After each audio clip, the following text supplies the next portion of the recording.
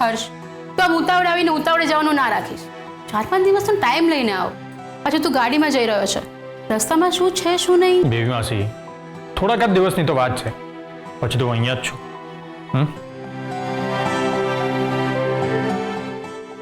Baby માસી, અર્જુનભાઈ એકલા છે, એમને કંઈક જોઈતું હશે, જાઓ ને.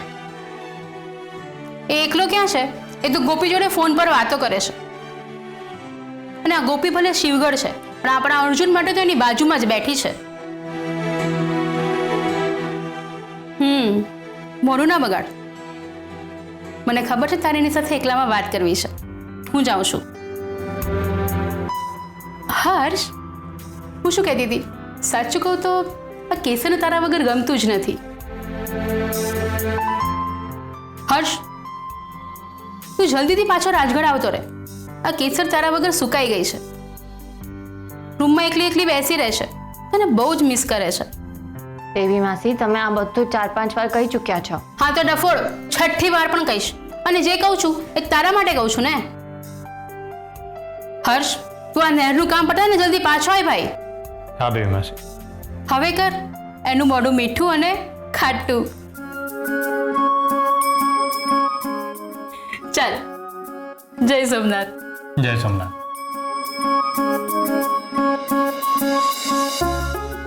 હર્ષ, તું દિગ્વિજયની સાથે કેમ ન ગયો? એટલે એ પણ સવારે અમદાવાદ જવા જ નીકળી ગયો છે.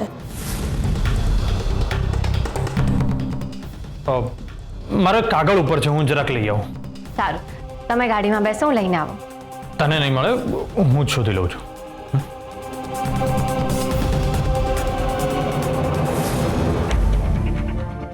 હાલો. હા બોલ. અરે ના, હજી અમદાવાદ નથી પહોંચ્યો, હજી તો હવે રાજકોટથી નીકળું છું. હા, ડોન્ટ વરી, હું ટાઈમસર પહોંચી જઈશ. અચ્છા સાંભળ, મારું એક કામ કરીશ, અનઓફિશિયલ છે. અરે તારો ફાયદો નથી ઉપાડી રહ્યો, બધું હું તને પછી ડિટેલમાં કહું છું.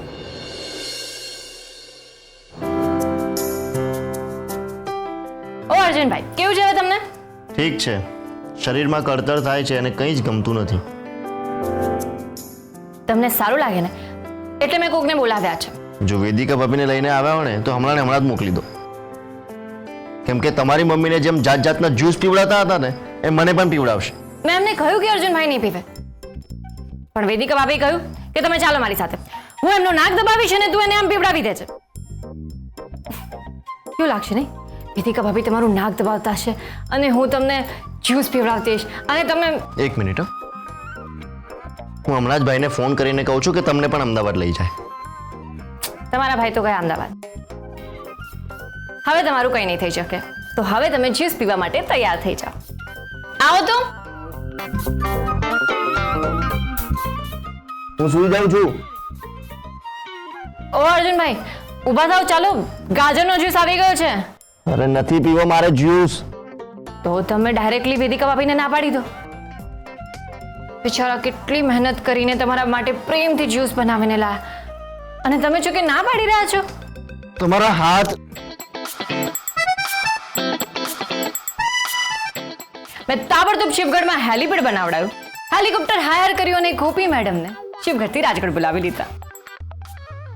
તું ઊભી કેમ છે? બેસ ને. ગોપી, તું આવી ગઈ છે ને, તો હવે અર્જુનભાઈને સમજાવી દે. એમના માટે કંઈ પણ કરીએ કે કંઈ પણ કહીએ ને તો કહે છે કે તમે બહુ બળબડ કરો છો.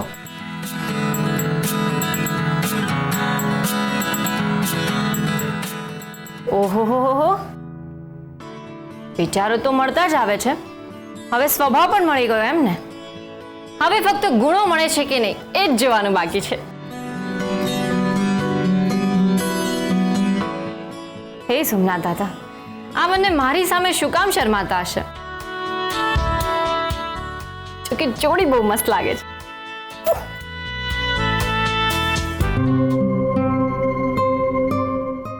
અર્જુનભાઈ, અમે અંદર આવીએ. મેં વેદિકા ભાભીને ગાજરનો જ્યુસ બનાવતા જોયા હતા એટલે જ તો કહ્યું પીઓ હવે.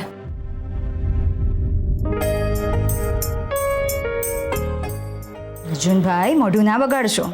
કારેલાનું જ્યુસ નથી લાવ્યા, ગાજરનો જ્યુસ લાવ્યા છે.